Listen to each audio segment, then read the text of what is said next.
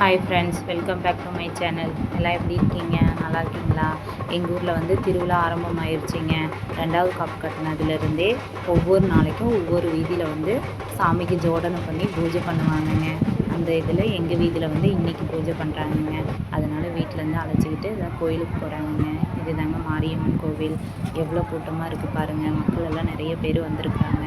இது வந்து கம்பம் நட்டுருக்காங்கங்க. இதாங்க கம்பம் நட்டது. இதை விநாயகரை தரிசிச்சுட்டு அப்படியே எல்லாம் 3 சாமியும் ஒன்றா வச்ச மாதிரி ஜோடனை பண்ணி வச்சுருக்காங்கங்க. அடுத்தது என்னங்க, முருகரை தரிசிச்சுட்டு அப்படியே நம்ம மாரியம்மன் வந்து தரிசிக்கலான்ட்டு போயிட்டுருக்காங்க. இதை பார்த்தா எல்லா இடத்துலையும் கூட்டம் தாங்க அதிகமாக இருக்குது.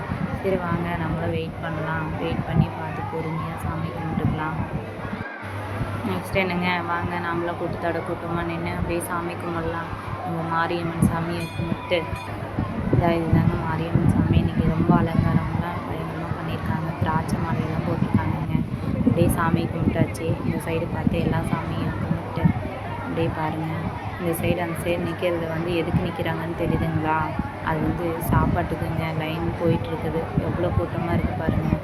சரி நம்மளும் சாமியை கும்பிட்டு நெக்ஸ்ட் என்னங்க, நமக்கு சோறு தான் முக்கியம். வாங்க போய் நிற்கலாம் லைனில்.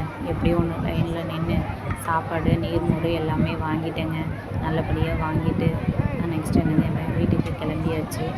ஓகே, பிடிச்சிருந்தா சப்ஸ்கிரைப் பண்ணுங்கள், லைக் பண்ணுங்கள், மறக்காமல் கமெண்ட் பண்ணுங்கள். ஓகே, பாய்.